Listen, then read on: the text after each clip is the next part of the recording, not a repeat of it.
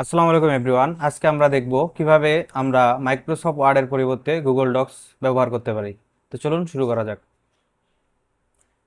তো প্রথমে আমরা ক্রোম ব্রাউজারে এসে যদি সার্চ দেই গুগল ডক্স,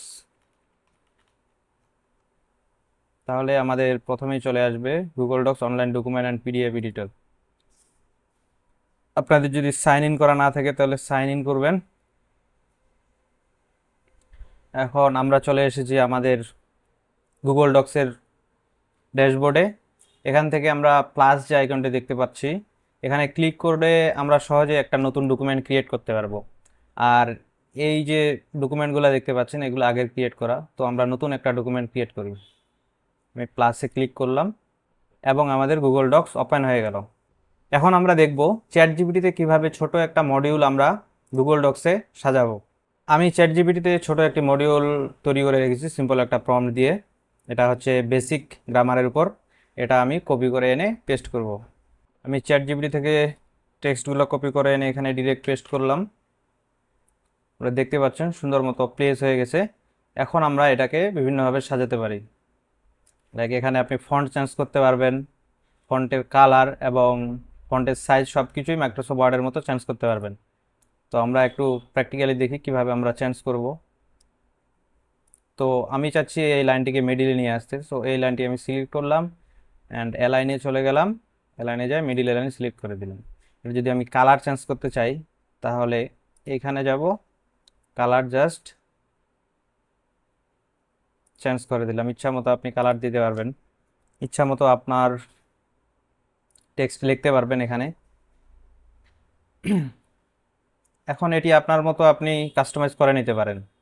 তো আমি বেশি কিছু কাস্টমাইজ করতেছি না। আপনি যদি চান যে কোনো ফন্ট চেঞ্জ করবেন, তাহলে আমরা দেখতে পাচ্ছি এখানে এরিয়াল ফন্ট সিলেক্ট করা আছে। আপনারা ফন্টটা সিলেক্ট করে যদি অ্যারোতে ক্লিক করেন তাহলে দেখতে পাবেন অনেক ফন্ট আছে। সো আপনার ইচ্ছা মতো আপনি ফন্ট চুজ করবেন। আমি আপাতত রোবোটো নর্মাল এটা রাখতেছি।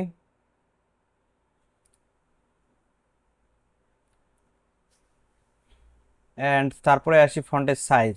ফন্টের সাইজ আপনি ছোট বড় করতে পারবেন। এখানে আছে 17, আপনি ইচ্ছা মতো দিতে পারেন, লাইক 15। এবং এই প্লাস আইকনে ক্লিক করলে ফন্টের সাইজ বাড়বে এবং মাইনাস আইকনে ক্লিক করলে ফন্টের সাইজ কমবে। এখন কোনো টেক্সটকে আপনি বোল্ড করতে চাইলে সিম্পলি টেক্সটটাকে সিলেক্ট করুন এবং এই বোল্ড অপশনটাতে ক্লিক করলে এটা বোল্ড হয়ে যাবে। তারপরে আছে ইটালিক, ইটালিক অ্যান্ড তারপরে আছে আন্ডারলাইন এবং একটা আছে হাইলাইটার। কোনো টেক্সটকে যদি আমরা হাইলাইট করতে চাই তাহলে আমরা হাইলাইটার ইউজ করতে পারি। লাইক আমি এই অংশটুকু হাইলাইট করতে চাই, এখানে যদি ক্লিক করি তাহলে আমাদের এখানে কালার পপ আপ আসবে, আমরা যে কোনো হাইলাইট ইউজ করতে পারবো। দেখতে পাচ্ছেন এটা আমি হাইলাইট করে দিলাম। তো এখানে আরও অনেক বিষয় আছে, এগুলা ধীরে ধীরে আমরা শিখব। এখন ধরুন কোনো অংশে আপনার বুলেট লিস্ট করা প্রয়োজন, লাইক এখানে এই লাইনটা আমাদের বুলেট লিস্ট করা প্রয়োজন, তো আমরা এটা সহজেই করতে পারি। এটাকে আমরা সিলেক্ট করলাম এবং বুলেট লিস্টে ক্লিক করলে এটা অটোমেটিক বুলেট লিস্ট হয়ে যাবে। এখন আমরা চাইলে ফাইলটিকে সেভ করে রাখতে পারি এবং অন্যজনের কাছে শেয়ারও করতে পারি।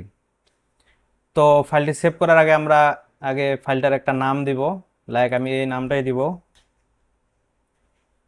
এখানে আমরা নামটা দিয়ে দিলাম।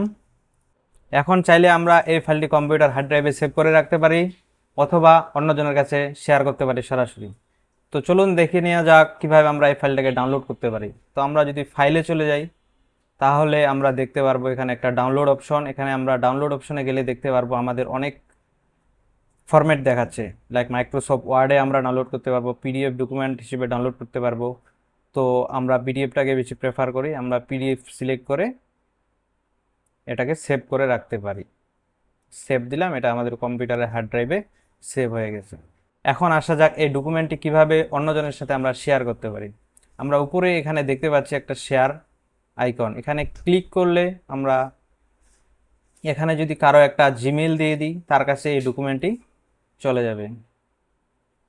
অথবা আমরা যদি এখান থেকে রেস্ট্রিক্টেড তুলে দিয়ে এনিওয়ান উইথ দ্য লিঙ্ক করে কপি লিঙ্কে ক্লিক করি, দেন আমাদের একটা লিঙ্ক জেনারেট হয়ে যাবে।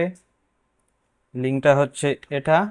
এই লিঙ্কটা যদি আমরা কারোর সাথে শেয়ার করি তাহলে এই ডকুমেন্টটির অ্যাক্সেস তার কাছে চলে যাবে। আশা করছি আপনারা ভালোভাবে বুঝতে পেরেছেন। তো আমাদের এই ইউটিউব চ্যানেলের সাথে যুক্ত থাকুন, পরবর্তীতে আরও এ ধরনের অনেক টিউটোরিয়াল নিয়ে আসা হবে। আশা করি আপনারা সবাই টিউটোরিয়ালগুলো উপভোগ করবেন।